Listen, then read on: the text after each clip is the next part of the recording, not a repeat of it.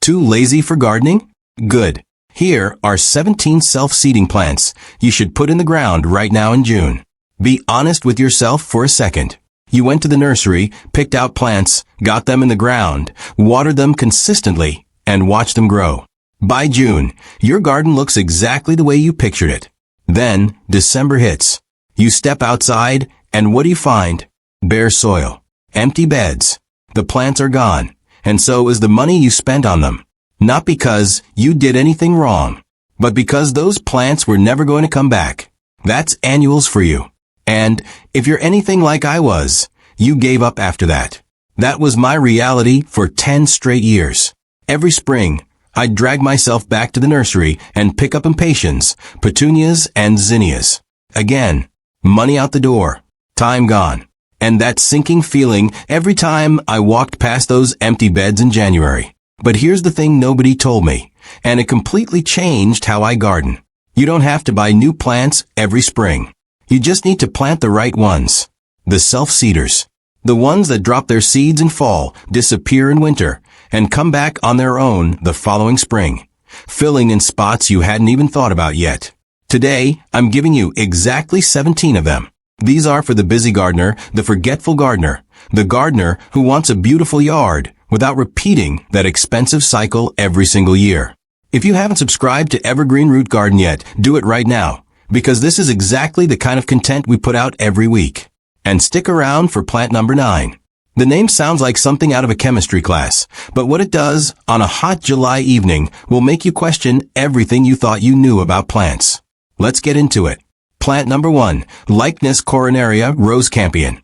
Have you ever walked past a flower bed and seen a color so electric it looked almost fake? Hot magenta pink blooms sitting against velvety silver gray leaves. That's Lychnis. It combines fire and frost on the same plant. A color pairing no designer could pull off better than nature already has. Here's something most American gardeners don't know. The genus name, Lychnis, comes from the Greek word for lamp. The plant's fine, silvery leaves were cut and used as candle wicks in medieval Europe. It was literally lighting homes centuries before you knew it existed. And here's what makes it perfect for people like us. Plant one this year, and next year you'll have 20, without lifting a finger. Seeds scatter into every crack between stepping stones, along pathways, into spots you never planned. Nurseries charge $6 to $8 per plant. You're basically running a free, automatic propagation factory that restarts every fall. Now here's the move that goes against most gardeners' instincts. Don't deadhead everything. No spent flowers means no seeds, and no seeds means no free plants next year. Leave at least half. It's not the tittiest look, but it's compound interest for your garden, and no bank can compete with that. Quick specs. Zones 3 to 10, full sun to part shade, average to poor soil. Gravelly and dry is ideal, 24 to 36 inches. Tall blooms June, July deer resistant, highly drought tolerant. Few plants deliver this much visual drama with zero ongoing cost. Rose Campion is one of them. Plant number 2, Agastache hummingbird mint. Beautiful, fragrant, attracts hummingbirds. Edible. That's 4 wins from one decision. Picture this. You're on the porch with your morning coffee. A hummingbird hovers 2 feet away, beak plunging into a bright orange tubular flower, then darts to the next one and vanishes in a split second. You didn't do anything to make that happen. You just planted Agastache. Those tubular flowers are shaped by millions of years of parallel evolution to fit a hummingbird's beak exactly. And here's a tip you won't find on any nursery tag. Plant the orange or red varieties. Hummingbirds spot warm colors from much farther away than purple or blue. Want more hummingbirds in your garden? Choose the right color before you leave the shop. Agastache also self-seeds right where it stands. Come spring, the ground around the mother plant is covered in tiny seedlings that look like little blades of grass. No replanting needed. They handle it themselves. One thing that trips gardeners up: don't cut the stems back in fall. The hollow stems insulate and protect the crown from winter cold and moisture. Wait until early spring when new buds appear, then cut. Cutting in fall is how you kill this plant. And one more thing worth knowing. Native Americans in the Southwest brewed Agastache leaves into tea for thousands of years. The flowers are edible, fresh in salads, mild anise mint flavor. You've got a kitchen herb growing right in your flower bed. Quick specs. Zones 5 to 9 best varieties. Blue Fortune, Blue Boa, full sun, well-drained soil, 24 to 48 inches. Tall blooms July through frost, deer resistant. Few plants do this many things while asking for nothing in return. Plant number 3, Verbena bonariensis, tall verbena. This plant does something almost no other plant can. It stands 5 feet tall without blocking anything behind it. The stems are thin as wire. Tiny purple flowers cluster at the tips. The whole plant is see-through, like looking through a fine mist. You can see everything behind it while it stands tall and sways in the breeze. Here's a design trick most nurseries never explain. Plant tall plants at the front of the border. It sounds backwards, but because verbena stems are so transparent, it adds height and depth without stealing light or view from what's behind it. The best show gardens you've ever seen use this trick. Your local garden center just doesn't tell you about it. And it self-seeds prolifically. The tiny seeds drift on the wind and germinate between pavers, in wall cracks, in spots you never planned. Next year, they appear in places that look like a professional designer arranged them. But nature did it without you making a single decision. One more thing. Verbena bonariensis is one of the most effective monarch butterfly attractors you can plant in a home garden, especially in September, when millions of monarchs begin migrating south. Every flower on that route is a fuel stop. Quick specs. Zone 7 to 11 as a true perennial, zones 5 to 6. Self-seeds like an annual. Behaves like a perennial. Full sun, 3 to 5 feet tall, blooms June through frost. One plant alone is a statement. A whole garden full of it is art. And you don't have to do anything to get there. Plant number 4, Verbascum mullen. This is the plant that grows out of the driest gravel in your yard, shoots up 6 to 10 feet tall like a giant candle, and makes your neighbors slow down to ask what it is. Year 1. A flat rosette of soft, felted silver leaves hugs the ground. Beautiful as velvet, no flowers, nothing dramatic. A lot of people pull it out thinking it's a weed. Don't. In year 2, from that exact same spot, a tower of yellow or purple flowers rises up to 10 feet tall. If you pulled it in year 1, you just wasted a full year of progress without knowing it. Here's what most gardeners don't realize. A mature verbascum can produce 100,000 to 240,000 seeds, and those seeds can remain viable in the soil for decades. Plant it once, and it takes care of everything else. And here's the counterintuitive move. Find the worst soil in your garden. Gravel, nutrient-poor, dry, where nothing else wants to grow. That's where verbascum thrives. Rich soil makes soft, floppy stems. Poor soil gives you stiff, tall stems and brilliant flowers with no staking needed. The Romans dipped verbascum leaves in animal fat to make torches. They called it the torch plant. Native Americans used the thick, soft leaves as insulation inside snow boots. A plant with that long a history of serving humans definitely knows how to take care of itself. Practical note, Verbascum thapsus, the wild species, can be invasive in some states. Check local regulations.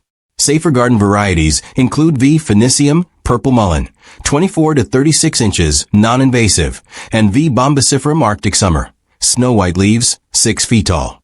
Quick specs. Zones 3 to 9, full sun, poor, well-drained soil, 24 inches to 10 feet tall depending on variety, blooms June, September. This isn't a plant you grow because it needs you. You plant it because it doesn't need you at all. Plant number 5, Astrantia major masterwort. Here's a question worth sitting with.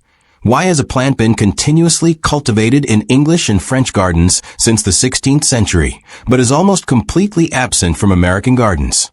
Each Astrantia flower is a small domed structure of stamens surrounded by papery, star-shaped bracts, like a tiny jewel designed by a goldsmith rather than something growing in dirt. Pick one up and look closely. Most people don't believe it's real. And when the bloom fades, those papery bracts hold their structure for months, creating dried flowers more beautiful than anything you'd buy at a florist. Most American gardeners don't know this plant exists, not because it's difficult to grow, but because the nursery industry rarely stocks it. Not enough mass market appeal for Home Depot. That's your advantage. Let the flowers go to seed naturally, and it will self-seed around the base each year. Deadhead it and it flushes again in late summer, but no seeds. The choice is yours. Design tip: don't plant a astrantia at the back of the border. The flowers reveal their beauty up close. Plant it right next to a path or at the entrance where people walk past it and have to pause. The name astrantia comes from the Greek astron, meaning star. The bracts radiate outward like rays, and the ancient Greeks looked at this flower and saw the night sky. Quick specs. Zones 4 to 9, part shade to morning sun, moist, rich, organic soil, 18 to 36 inches. Tall blooms June, August, best varieties. Ruby Wedding for deep ruby red. Roma for pink with the longest bloom season in the genus. For centuries of European gardeners have known about this plant. Now you do too. Plant number 6, Dicentra eximia, fringed bleeding heart. The name sounds dramatic, but this is the only plant on the entire list that blooms from April through October. 7 months. No breaks, no dead zones. Silver green leaves, deeply cut like lace, soft as cotton, forming tidy low mounds. Beautiful enough that even without the flowers, the plant holds its own in any bed. Most people hear bleeding heart and think of Lamprocapnos spectabilis, the one that puts on a big show for a few weeks in spring and then disappears completely, leaving a blank spot until the following year. Dicentra eximia is an entirely different species. It blooms continuously: April, May, June, July, August, September, October. While your neighbor is staring at empty garden beds in midsummer, you've still got color from the same plant in the same spot, without doing anything extra. It self-seeds moderately around the mother plant, expanding gradually year after year, never aggressively, but always present and never disappearing. And here's the counterintuitive placement tip. The shadiest corner of your garden, under tree canopies, beside the north fence, the spots where most plants refuse to grow, is exactly where Dicentra eximia performs best. Deep shade isn't a problem to work around. It's the ideal condition. Quick specs. Zones 3 to 9, part shade to full shade, moist, rich, organic soil, 12 to 18 inches. Tall blooms April, October, native to the eastern United States. 7 months of continuous color from the darkest spot in your garden. That's not a compromise. That's a win. Plant number 7, Amsonia hubrichtii, Arkansas Blue Star. Winner of Perennial Plant of the Year in 2011, voted on by over 1,200 professional American gardeners, and 90% of the people watching this have never spotted it at a nursery. In spring, tiny star-shaped blue flowers open like mist at the tips of the stems. Through summer, the needle-fine leaves create a lush green haze, a cloud of delicate texture that softens everything around it. Then October arrives. And here's what most American gardeners have never seen. The entire plant turns brilliant gold. Not pale yellow, not yellowish, pure, saturated gold, like sunlight compressed into solid form. A mature clump of Amsonia looks like a glowing fireball in the fall garden. People stop their cars to photograph it, and no one knows what plant they're looking at. In winter, the stems hold firm, maintaining structure when everything else has collapsed. For completely different looks, spring, summer, fall, winter, from one plant, no effort required. It self-seeds moderately each year, the clump growing larger and more beautiful with every passing season. Here's the move that goes against instinct. Don't fertilize Amsonia. Rich soil makes it flop open and fall over. Too little sun makes the fall color weak and pointless. Want that golden orb in October? Full sun. Average soil, no fertilizer. That's the entire formula. Historical footnote. Amsonia hubrichtii was discovered in 1942 by amateur naturalist Leslie Hubricht, but was misclassified as another species for decades. The name hubrichtii wasn't officially recognized until botanists finally confirmed it as a distinct species, one that had existed for thousands of years while science took 70 years to see it correctly. Quick specs. Zones 4 to 9, full sun average, well-drained soil, 24 to 36 inches. Tall blooms, late spring to early summer. One plant, for seasons. No maintenance. Just plant it and watch. Plant number 8, Rulia humilis prairie petunia. Small, humble, looks like a weed at first glance. And this is the plant that the most respected ecological garden design studios in America can't do without in their restoration projects. Pete Adolph and Claudia, west of Phyto Studio, one of the most important ecological design firms working today, include Rulia humilis in their projects. Not for its looks, but for its ecological performance. Once it establishes a community in an area, it outcompetes invasive exotic grasses more effectively than any other ground cover available. You're not just planting flowers. You're building a living defense system that works without your involvement. Each flower lasts only one day, opens in the morning, gone by afternoon. But the plant keeps producing new flowers from June through October nonstop. A fresh set every morning from the same plant.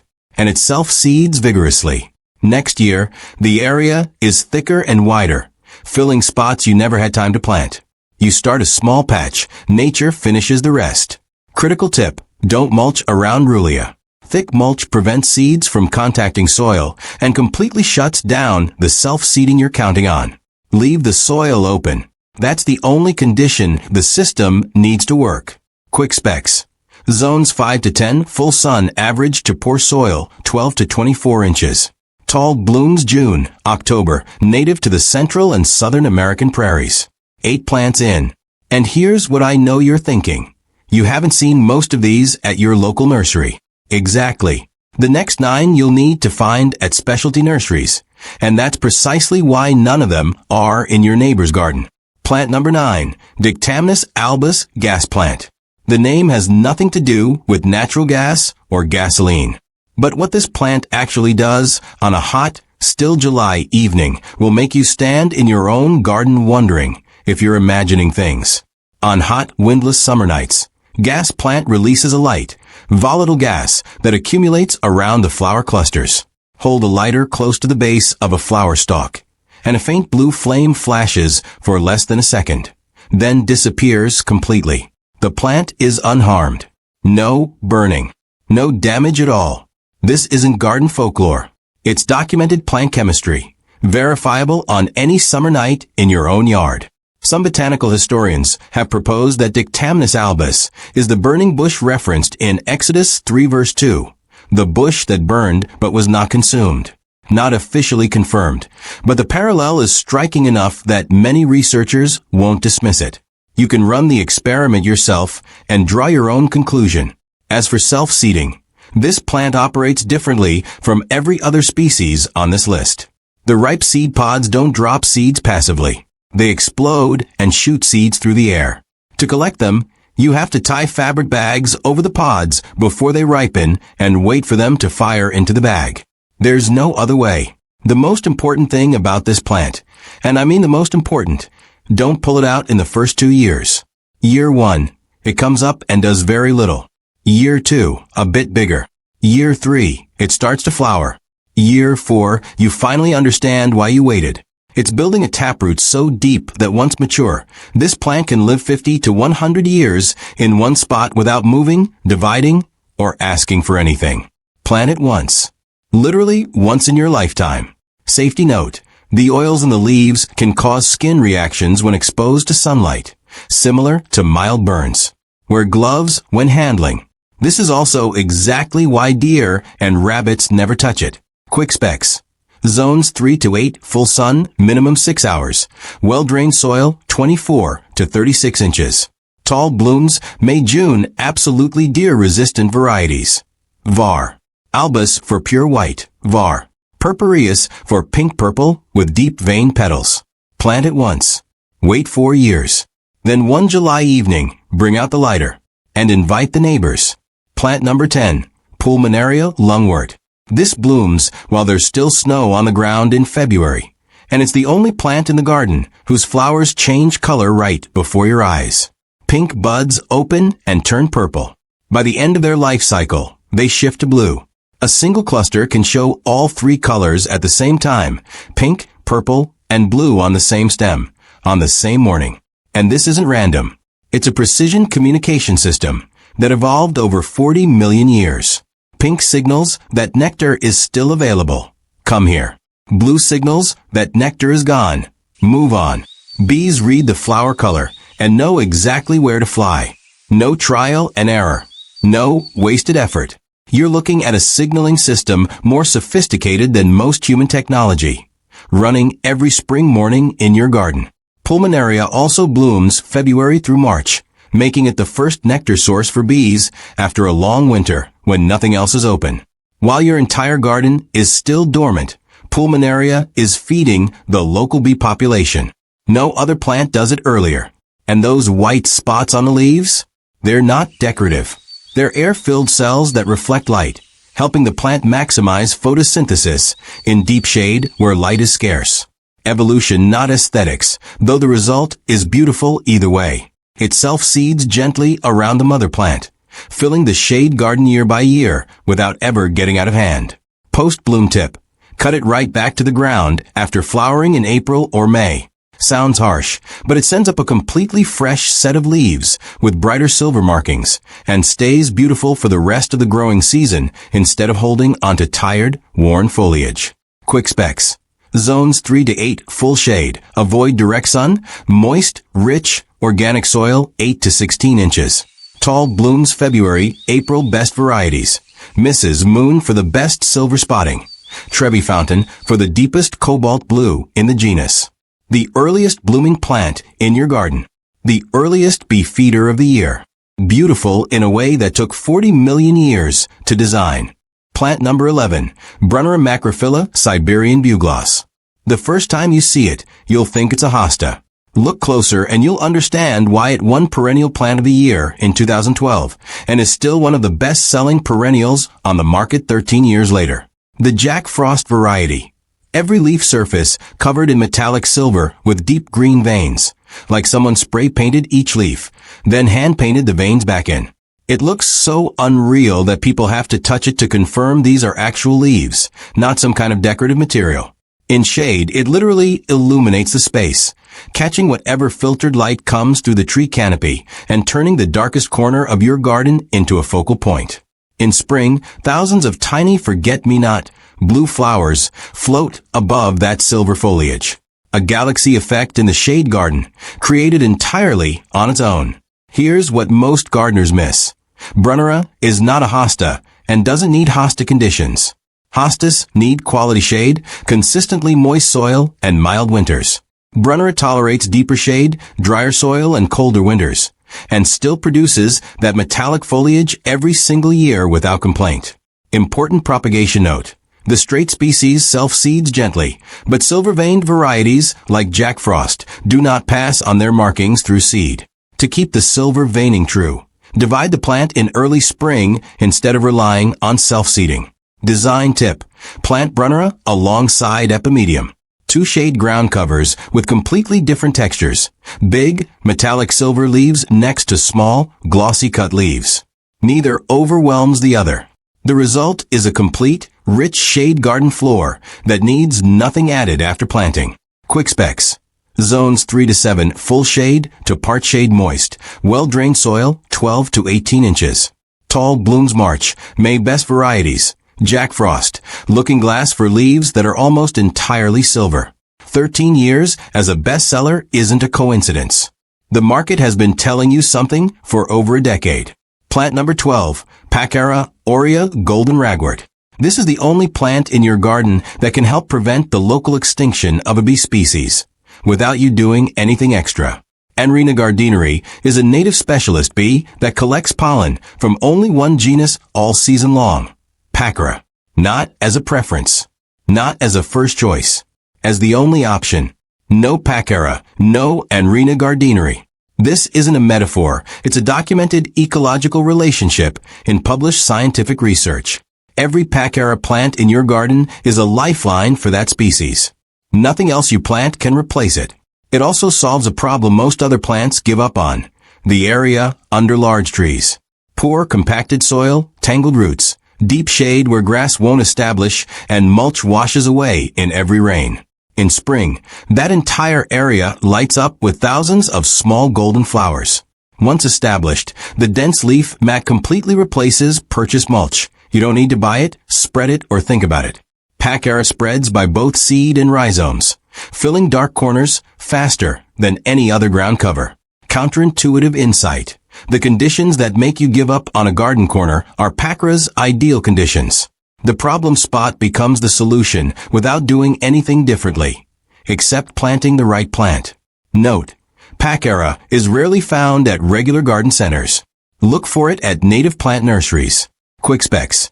Zones 3 to 8 sun to full shade, moist to wet soil, 12 to 24 inches. Tall blooms March, made native from the northeastern U.S. down to Texas. You won't find this at Home Depot, but that bee is waiting for you to find it. Plant number 13, Actaea racemosa, black cohosh. Picture this, mid-July, a corner of the garden under old oak trees, near full shade. From a dense mass of deep green foliage, white flower stalks rise up to 8 feet tall, thin as fingers, covered in tiny pure white flowers, like thousands of lit candles in the darkness. People call it fairy candles. That name doesn't need any more explanation. Here's something I think matters more than any planting instruction. Black cohosh is disappearing from eastern U.S. forests, not because of climate change or habitat loss, but because of poaching. The roots have high market value as an herbal medicine, and people are digging them illegally from national forests. Wild populations are declining measurably. Every plant you grow at home is a real contribution to keeping this species alive. Black cohosh is also a host plant for the larvae of spring azure and Appalachian azure butterflies, two northeastern species in decline because they've lost exactly this host plant, with no alternative. About the flowers, they have a slight, unpleasant scent. This is not a flaw, it's a deliberate design. Flies and beetles are its pollinators, not bees or butterflies. It occupies an entirely separate ecological niche that nothing else in your garden competes for. Just place it away from bedroom windows. Standing at a distance on a summer night, watching those white candles glow in the dark is a completely different experience. It self-seeds moderately, with seeds requiring natural cold stratification over winter. Seedlings emerge around the mother plant the following spring on their own. Counterintuitive buying tip. Don't choose the smallest plant to save money. Small plants take 2 to 3 years to flower. Buy the largest one you can find. Higher upfront cost, but you recover those 2 to 3 years of waiting. One of the few cases where paying more genuinely pays off. Quick specs. Zones 3 to 8 full shade to dappled shade, rich, moist, organic soil, pH 5.5 to 6.5, foliage 24 to 36 inches. Tall. Flower stalks 5 to 8 feet tall, blooms June. August, deer-resistant, RHS, Award of Garden Merit. You plant black cohosh, not just because it looks extraordinary. You plant it because this species needs someone to grow it. Plant number 14, Digitalis purpurea, foxglove. Every single flower on this plant is the result of 50 million years of evolution, as precisely engineered as a Swiss watch. Purple, pink, white, or cream tubular bells hang along stalks up to 6 feet tall, arranged from base to tip, each bloom angled slightly differently to catch light from every direction. Here's what most people don't see. Those spots inside the flower throat aren't decoration. They absorb UV light and display as guiding lines for bees. Runway lights leading straight to the nectar. Human eyes don't detect UV. Bees see it perfectly. Every foxglove flower is a precision landing system designed by 50 million years of coevolution. You're watching half of what's actually happening. And here's what makes foxglove so right for people like us. One flower spike contains over 1 million seeds. This is why once you plant foxglove, you have it forever. Seedlings appear every spring, more each year, without you replanting a single one. Historical footnote. In 1785, English physician William Withering discovered that foxglove leaf extract could treat heart failure. The origin of digitalis glycosides, one of the most important cardiac medicines in medical history, still in use today. You're growing the source of a medicine that has saved tens of millions of lives. Know this before you start. Foxglove is biennial. Year 1, it produces only a flat rosette of leaves on the ground. No flowers, looks like a large weed. Year 2, it sends up flower towers to 6 feet. Know this so you don't accidentally pull up first-year seedlings before they show what they are. Important. The entire plant is toxic to children and pets. Plant where they cannot access it. Quick specs. Zones 4 to 9, part shade to morning sun, well-drained soil, 3 to 6 feet tall, blooms June, July varieties, Camelot lavender. Pam's Choice for white with purple spotted centers. Digitalis grandiflora for yellow and true perennial habit. Year 1, it looks like nothing. Year 2, it looks like magic. That's the arrangement.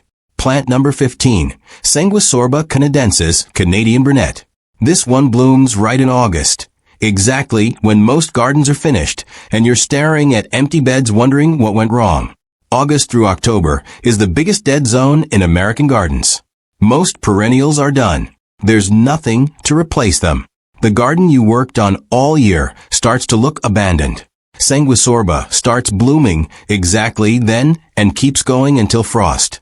Long, white, candle-like flower heads 3 to 5 feet tall, swaying in the autumn wind in a way nothing else replicates. Those flowers have no ordinary petals, only clusters of white stamens protruding from tiny tubes, creating a fluffy, textured look like small cotton tufts standing upright on tall stems. It moves through the air differently from any petal flower. There's nothing else like it in a fall garden. Ecological note. September and October mark the final and most demanding stage of the monarch butterfly migration, the last leg before crossing the Gulf of Mexico, when energy reserves are critical and available nectar determines survival. Sanguisorba blooms exactly during that window, in exactly those areas.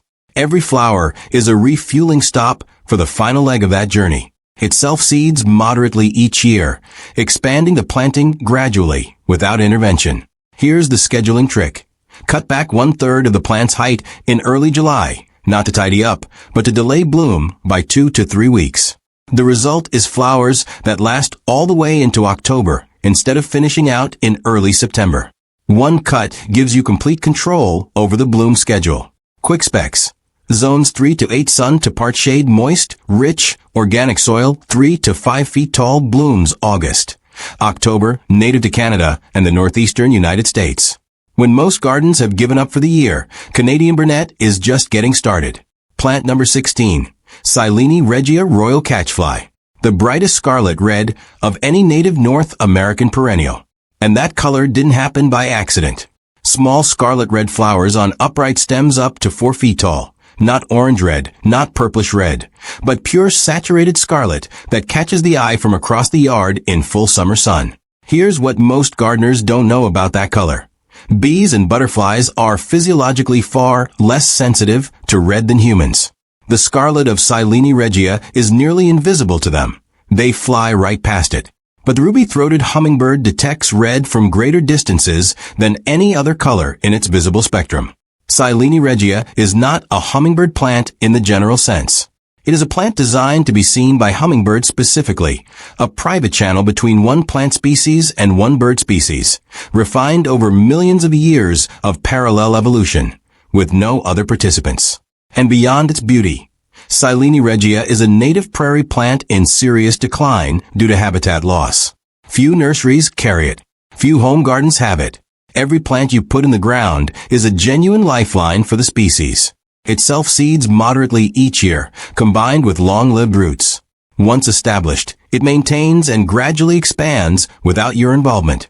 Hummingbird garden tip: don't plant Silene regia alone.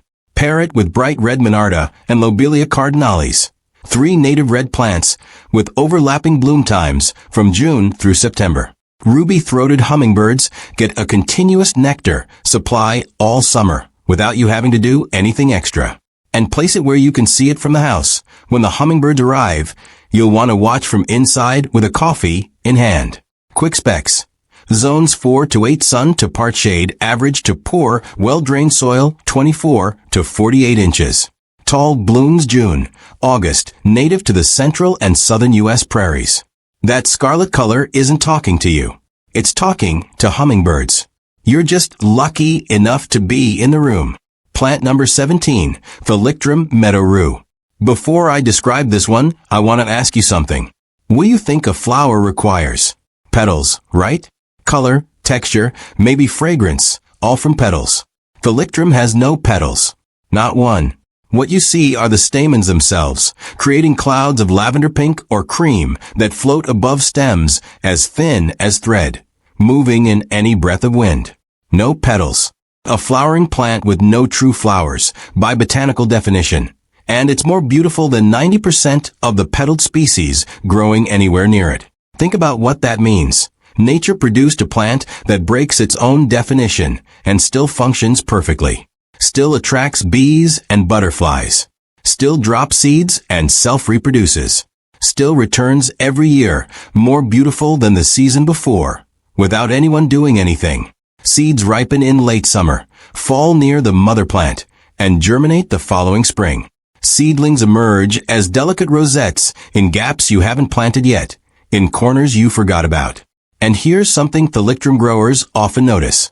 The seedlings frequently choose better spots than you would have planned. The name thalictrum was recorded by Dioscorides into Materia Medica in 70 AD, the most influential plant encyclopedia in Western medical history, copied and translated across dozens of languages for 2,000 years. This plant was observed, recorded, and cultivated across empires, languages, and continents. And every year, it still self-seeds in fall and emerges in spring, without anyone asking, without anyone reminding, without anyone doing a single thing. Quick specs. Zones 5 to 9, part shade to morning sun, average to moist soil, 24 inches. To 6 feet tall, depending on variety, blooms May, August, deer-resistant, best variety. T. Rhododendron lavender mist.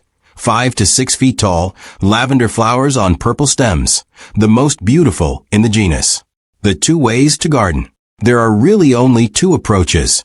The first, control everything. Plant in the right spot, right color, right spacing. Start over every spring. Lots of work, lots of money, and a garden that looks beautiful in a very deliberate, managed way. The second, choose plants that take care of themselves. Self-seed, fill in, and decide on their own where they'll grow next year. You don't have total control, but the garden feels alive in a way no landscape plan can manufacture.